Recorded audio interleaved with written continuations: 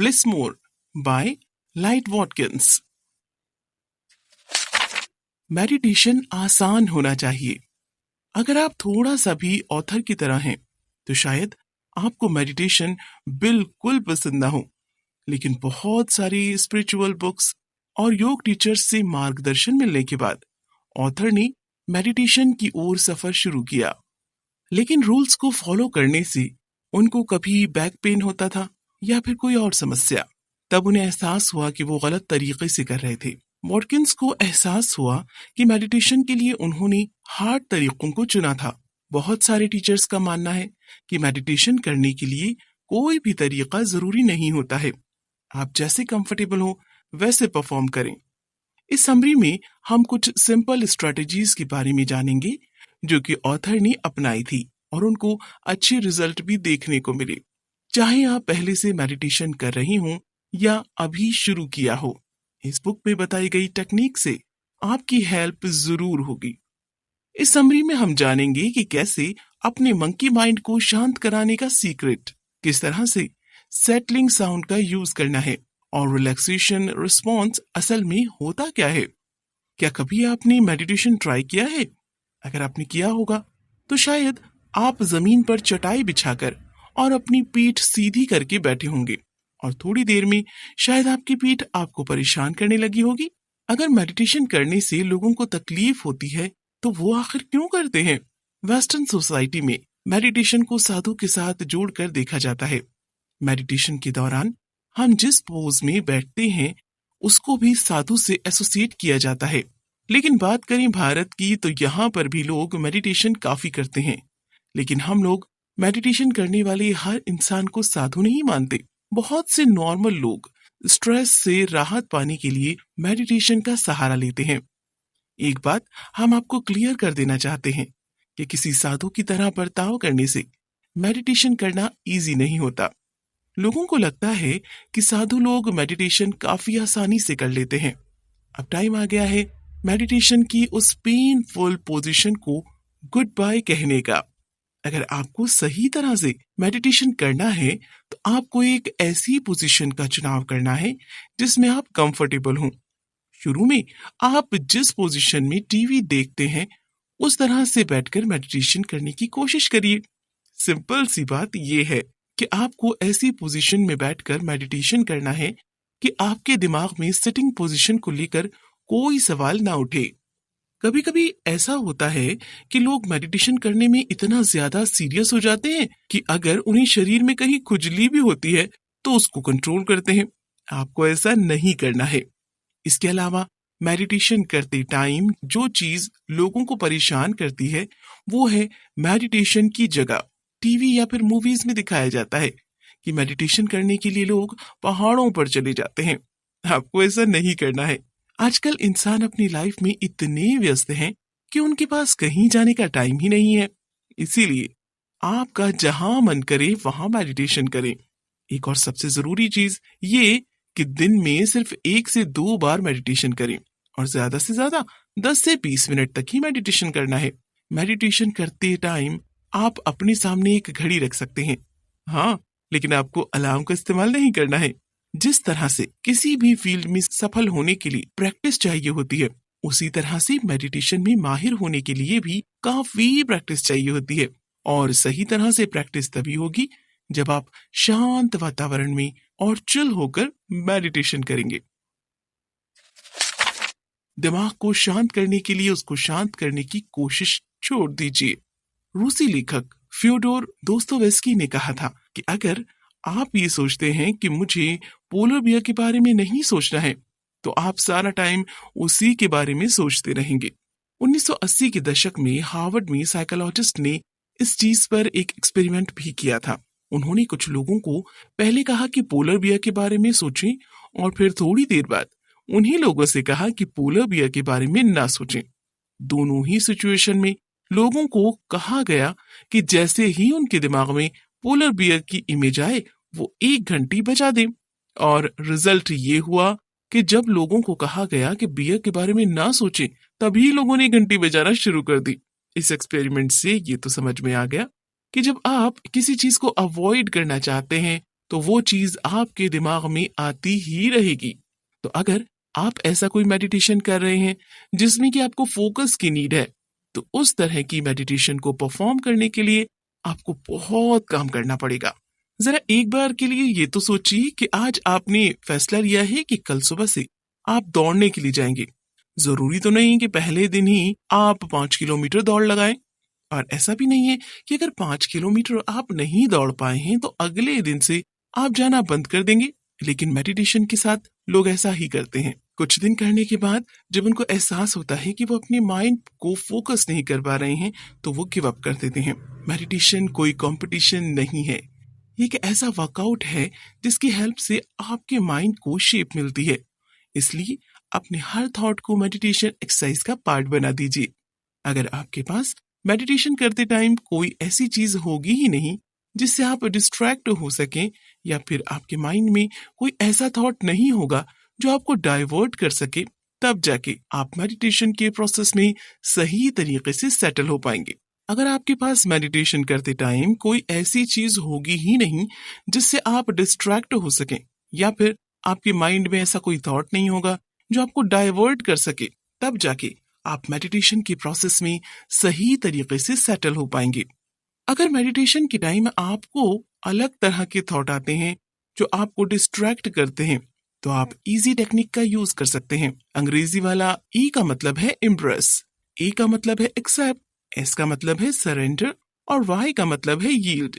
Impress का मतलब अपने सभी थॉट को अपने अंदर समाहित कर लेना, और फिर इस बात को एक्सेप्ट करना कि मेडिटेशन के टाइम आपके साथ जो भी हो रहा है वो ना तो गलत है और ना ही सही है। आपको नींद आए या खुजली हो, सब कुछ एक्सेप्ट करें। मेडिटेशन को लेकर आपके दिमाग में जो भी एक्सपेक्टेशंस हैं उनको सरेंडर कर दें। टाइम के साथ धीरे धीरे आप अपने थॉट्स के बीच से निकलना सीख जाएंगे, बिल्कुल उसी तरह जिस तरह एक स्विमर पानी के बीच से तैरता हुआ निकल जाता है। अपने दिमाग को शांत रखने के लिए किसी सेटलिंग साउंड का यूज करें। आपके माइंड में ये ख्याल जरूर आता होगा कि दिमाग को शांत कर पाना बहुत ज्यादा मुश्किल है, लेकिन हमारे पास आपके लिए एक अच्छी खबर है। आपने पहले ही शांत दिमाग को कभी न कभी एक्सपीरियंस कर लिया है। क्या कभी आपने दोपहर में नींद ली है, या फिर क्या कभी ऐसा हुआ है कि थक हार कर आप अपने बेड पर हों और आपकी आंखें अपने आप बंद होने लग रही हों? इन्हीं सिचुएशन में हमारा माइंड एकदम शांत होता है, या ये कहें कि सेटल होता है। अगर मेडिटेशन के दौरान आपको वही स्टेज चाहिए, तो उसके लिए आपको मंत्र की नीड होगी। मंत्र भी अलग अलग तरीके के होते हैं। एक गाना भी मंत्र की तरह काम कर सकता है, या फिर वातावरण में मौजूद ध्वनि आपके लिए मंत्र का काम कर सकती है। मेडिटेशन में यूज होने वाले साउंड्स को ऑथर ने सेटलिंग साउंड का नाम दिया है। टाइम के साथ साथ यही साउंड्स आपके माइंड को शांत रहने के लिए ट्रेन करेंगे। अब आप यहीं से तो सोचने नहीं लग गए हैं कि ये सेटलिंग साउंड आप कहां से लेकर आएंगे? बहुत आसान है। आह, एक बहुत ही परफेक्ट साउंड है जो कि मेडिटेशन के दौरान यूज किया जा सकता है। तेजी से अपनी सेटलिंग साउंड को बोलकर आप प्रैक्टिस भी कर सकते हैं। बस ध्यान रखिए कि आपको चिल्लाना नहीं है और ना ही बहुत तेजी से बोलना है। धीरे बोलिए, और जितना ज्यादा लंबा आप उसको कर सकते हैं, आपको इतना धीमे बोलना है कि सामने वाले को आपके होंठ हिलते हुए दिखाई दे लेकिन कुछ सुनाई ना दे। अगर सेटलिंग साउंड आपकी सांसों के साथ मेल खा जाता है तो समझिए बात बन गई। आह, का संस्कृत में मतलब होता है आई एम। इसका मतलब जानना जरूरी नहीं है। ये साउंड इसीलिए इम्पोर्टेंट है क्योंकि इसमें बहुत अच्छी वाइब्रेशन प्रॉपर्टी है, और इसी वजह से आपके दिमाग को शांत अवस्था में ले जाता है। जैसे ही आपके शरीर से का साउंड बाहर आए, आपको ऐसा फील होना चाहिए कि आपका माइंड उसी आवाज के साथ बहता जा रहा है और आप एक रेस्ट की स्टेट में जा रहे हैं। अगर आपके रैंडम थॉट की वजह से आप अपने साउंड से भटक जाते हैं तो कोई बात नहीं है, ये नॉर्मल है। जब भी आपको लगे कि आप भटक गए हैं, दोबारा से कनेक्शन बैठाइए और शुरू करिए। सबसे लास्ट में जरूरी है कि आप अपनी सांसों को कंट्रोल करें। अपनी सांसों को नोटिस करना काफी फोकस वाला काम होता है, और ये आपको शांति तक पहुंचने से रोक भी सकता है। याद रखिए, आपको ज्यादा जबरदस्ती नहीं करनी है। अगर चाहते हैं कि मेडिटेशन से आपकी कुछ हेल्प हो, तो उसके लिए कमिटमेंट बहुत जरूरी है। लाइट वॉटकिंस जब अपनी स्पिरिचुअल टीचर से मिले तो सबसे पहले उनसे कुछ अमाउंट डोनेट करने को कहा गया। जो शिक्षा वो लेने जा रहे थे उसकी वैल्यू के अकॉर्डिंग उनको अमाउंट जमा करना था। उस समय उनके अकाउंट में $900 थे और उसमें से उन्होंने $400 अपने टीचर को दे दिए। आखिर ऐसा क्यों हुआ? हमारे भारत देश में इस तरह की प्रथा काफी समय से चली आ रही है। इसको हम गुरु दक्षिणा के नाम से भी जानते हैं। ऐसा इसीलिए किया जाता है क्योंकि इस एक्सचेंज की वजह से शिक्षा के प्रति आपकी कमिटमेंट कंफर्म हो जाती है। रियल कमिटमेंट जब आप करते हैं तो फिर आप बहुत बेहतरीन कंसिस्टेंसी शो करते हैं और स्ट्रॉन्ग टेक्निक भी। साफ शब्दों में कहें तो आप मेडिटेशन के प्रति जितना ज्यादा कमिटेड रहेंगे उतनी ज्यादा सफलता आपको मिलेगी। लाइट वॉटकिंस की बात अभी हमने शुरू में आपसे की। उन्होंने ये भी नोटिस किया था कि जो स्टूडेंट एक्सचेंज के रूप में कुछ अमाउंट जमा कराते थे वो लोग टेक्निक को ज्यादा सीरियस होकर लर्न करते थे। ऐसा इसीलिए क्योंकि एक्सचेंज के लिए इंटीग्रिटी और विलिंगनेस की नीड होती है। तो अब जो आपके मन में सवाल आ रहा होगा कि एक्सचेंज में आप क्या देंगे? आपको कुछ ऐसा देना होगा जो सामने वाले के लिए बेनिफिट हो सके। सबसे आसान है किसी अच्छे काम के लिए पैसे देना। अगर आप वो अफोर्ड नहीं कर सकते हैं तो फिर आप अपना कुछ टाइम अच्छे कामों में इन्वेस्ट कर सकते हैं, जैसे कि अनाथ बच्चों के लिए खाना प्रिपेयर करना, गरीब बच्चों को पढ़ाना या फिर किसी ऐसे व्यक्ति के साथ टाइम स्पेंड करना जो कि अकेला हो। ऑथर के नेफ्यू ने इसी प्रोसेस के लिए $50 के सैंडविच तैयार किए और उनको उन लोगों को डोनेट किया जिन्हें खाने की नीड थी। एक्सचेंज करने के बाद आप उस काम को करने के लिए तैयार रहते हैं जो आपके लिए फायदेमंद होता है, क्योंकि लोग कभी कभी अच्छे कामों को करने के लिए कोई एक्सचेंज नहीं करते और फिर उनके पास उस काम को करने के लिए कोई मोटिवेशन नहीं रहता। जब आप पूरी तरह कमिटेड होते हैं तो आप अच्छे काम के लिए छोटे छोटे एक्सक्यूज को अवॉइड कर देते हैं। आपको ये बात जान लेनी चाहिए कि अगर आपको अपनी लाइफ में मेडिटेशन का असर देखना है तो फिर 90 दिन का हार्ड वर्क करना होगा। ऐसा इसीलिए क्योंकि शुरुआत में आप पहले मेडिटेशन की हैबिट डेवलप कर रहे होते हैं और मेडिटेशन ना करने की हैबिट को खुद से दूर कर रहे होते हैं। मेडिटेशन आपको रिलैक्स फील कराता है। अगर आपने हाल फिलहाल में कोई मैगजीन पढ़ी होगी तो आपने उसमें मेडिटेशन के बारे में जरूर पढ़ा होगा। कुछ साल पहले साइकोलॉजी टुडे मैगजीन में हेडलाइन थी कि किसी तरह से मेडिटेशन में सेहॉग की हेल्प की थी सुपर बाउल जीतने में। क्या आपको भी लगता है कि मेडिटेशन किसी को कोई ऐसा कंपटीशन जितवा सकता है? शायद आपका जवाब हो नहीं, लेकिन इसके बावजूद बहुत सी मैगजीन मेडिटेशन के फायदे को लेकर हेडलाइन तैयार करती रहती हैं। तो अब आपके माइंड में सवाल होगा कि मेडिटेशन हमारी किस तरह से हेल्प कर सकता है। आइए हम आज आपको इसका जवाब देते हैं। मेडिटेशन की हेल्प से खराब हो रहे रिश्तों में सुधार नहीं लाया जा सकता है। इसके अलावा अगर कोई व्यक्ति ये सोचता है कि मेडिटेशन करने से वो स्मोकिंग करना कम कर देगा तो शायद वो भी गलत है। मेडिटेशन इंसान को रिलैक्सेशन प्रोवाइड कराता है।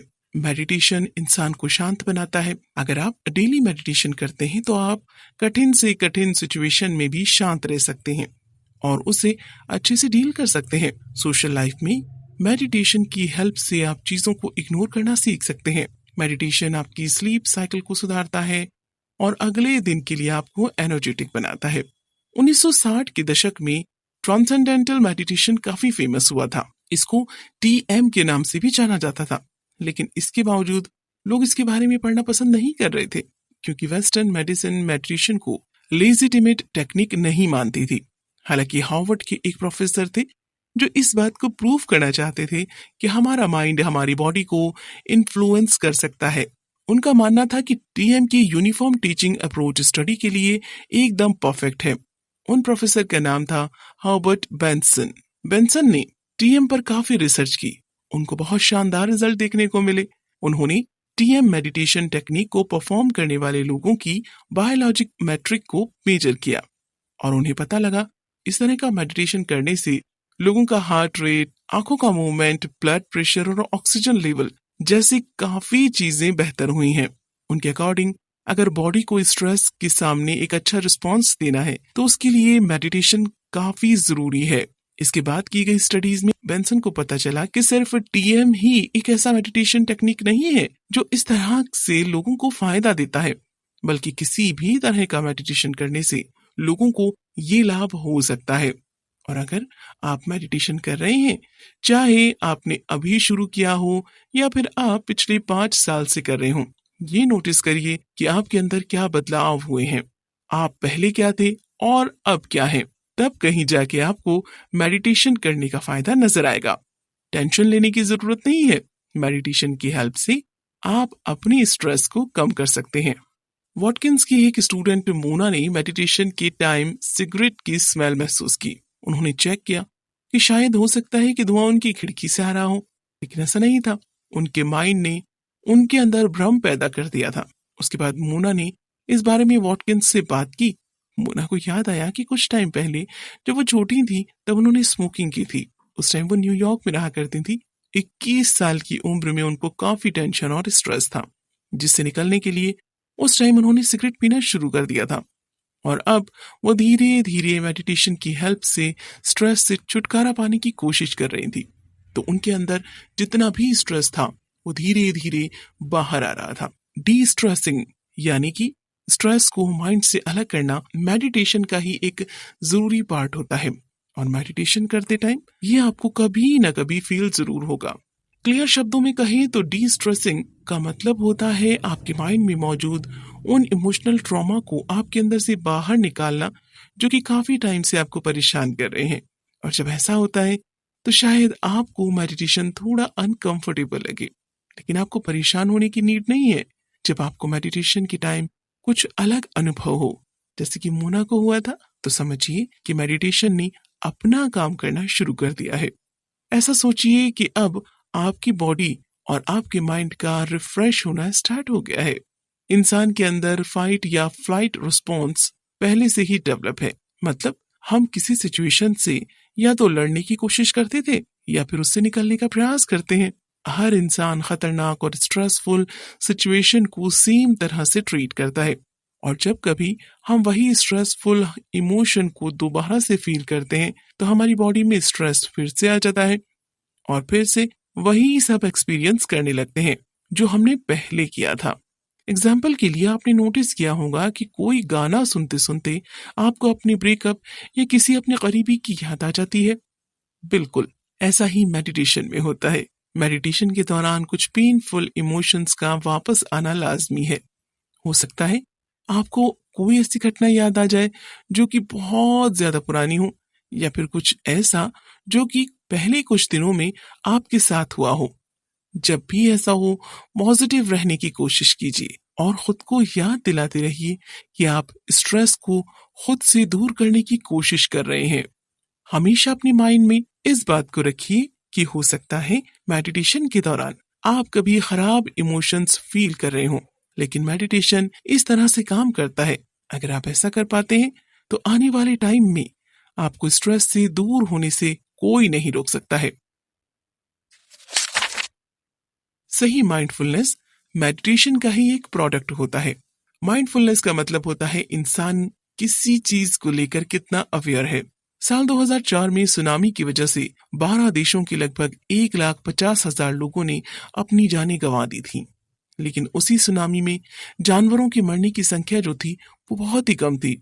रिपोर्ट्स के अकॉर्डिंग सुनामी से पहले हाथी ऊंची जगह पर शिफ्ट होने लगे थे, चिड़ियों ने अपना घोंसला छोड़ दिया था और कुत्ते बाहर कम ही निकल रहे थे।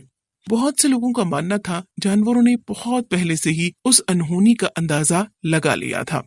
हालांकि इंसानों के अंदर भी ऐसे फील कभी कभी आ जाते हैं, लेकिन वो इन सब चीजों को अलग तरह से देखते हैं। जो लोग मेडिटेशन की प्रैक्टिस करते हैं उन लोगों को इस तरह का आभास होना थोड़ा लाजमी होता है। इसीलिए क्योंकि ऐसा आभास लगाना मेडिटेशन का ही एक बाई प्रोडक्ट है, इसे कहते हैं ट्रू माइंडफुलनेस। माइंडफुलनेस और मेडिटेशन जैसे शब्द कभी कभी एक दूसरे की जगह यूज कर लिए जाते हैं, लेकिन ये दोनों एक दूसरे से अलग हैं। मेडिटेशन एक ऐसी प्रैक्टिस है जिसकी हेल्प से आप माइंडफुलनेस अचीव कर सकते हैं। जब आप माइंडफुलनेस को एक टेक्निक कंसीडर करने लगते हैं तो फिर आप चीजों को सही तरह से देखते नहीं हैं और बस उनके बारे में इधर उधर से जानने का प्रयास करने लगते हैं। जैसे कि मान लीजिए आप किसी व्यक्ति के साथ बात कर रहे हैं, अगर आप उनके शब्दों के पीछे की डीप मीनिंग जानने का प्रयास करने लगेंगे तो हो सकता है आप उस सामने वाले इंसान के द्वारा कही जाने वाली बात का मेन पॉइंट मिस कर दें। ऐसा इसीलिए क्योंकि कन्वर्सेशन में आई कांटेक्ट, बॉडी लैंग्वेज जैसी चीजें भी जरूरी होती हैं। ट्रू माइंडफुलनेस की बहुत सारी लेयर होती हैं। जब आप एक समय पर एक ही चीज पर फोकस करते हैं तब आप कुछ चीजों का एक्सपीरियंस मिस कर देते हैं, लेकिन जब आप माइंडफुलनेस की सभी लेयर को साथ लेकर चलते हैं तब आपका ध्यान सबसे ज्यादा इम्पोर्टेंट चीजों पर शिफ्ट हो जाता है। साफ शब्दों में कहें तो ट्रू माइंडफुलनेस का मतलब है आप इस बात को महसूस कर सकें कि आपके आसपास जो भी हो रहा है वो आपके लिए ठीक है या फिर नहीं। इससे आपको राइट डायरेक्शन दिखने लगती है। कभी कभी आपके साथ ऐसा जरूर हुआ होगा कि आप अपने किसी दोस्त को कॉल कर रहे हैं और वो आपसे बोले कि अरे मैं तो बस अभी आपके बारे में ही सोच रहा था। ये कोई कोइंसिडेंस नहीं है, बल्कि ये आपको अंदर से आभास हुआ है। ट्रू माइंडफुलनेस तभी किसी इंसान के अंदर डेवलप होती है जब वो अपनी स्ट्रेस से पूरी तरह से मुक्त हो जाता है। बिना स्ट्रेस के आप फ्री फील करने लगते हैं और आपका माइंड सही तरीके से काम करने लगता है। आपके अंदर का डर कम हो जाता है और आप अपने पास्ट में हुई चीजों को नजरअंदाज करना सीखते हैं। कभी कभी तो आप किसी मोमेंट में इतना खो जाते हैं कि अपने वर्तमान को भी भूल जाते हैं, और यही होता है ट्रू माइंडफुलनेस। कुल मिलाकर हर इंसान की लाइफ में प्रॉब्लम्स हर मोड पर मौजूद हैं, लेकिन जब आप खुद को डेवलप करते हैं तो आप अपनी प्रॉब्लम्स से लड़ना सीखते हैं और उनको एक चैलेंज की तरह देखते हैं। सवाल यही है कि आखिर किस तरह से आप खुद को डेवलप कर सकते हैं। मेडिटेशन प्रैक्टिस का सिंपल सा जवाब है, मेडिटेशन की हेल्प से आप खुद को सही डायरेक्शन दे सकते हैं, अपने माइंड को डेवलप कर सकते हैं और अपनी परसेप्शन को चेंज कर सकते हैं। क्या करें? इंटेंशन सेट करना और किसी चीज के बारे में डिसीजन लेना दोनों ही एक तरह की पावरफुल टेक्निक होती है। मेडिटेशन करते टाइम ये आपके रास्ते में आ सकती है, इसीलिए जरूरी है कि मेडिटेशन खत्म करने के बाद आप 2 मिनट का टाइम निकालकर इन चीजों के ऊपर फोकस करें। मेडिटेशन करने के बाद इन दोनों को परफॉर्म करने से आपको बेहतर रिजल्ट्स मिल सकते हैं।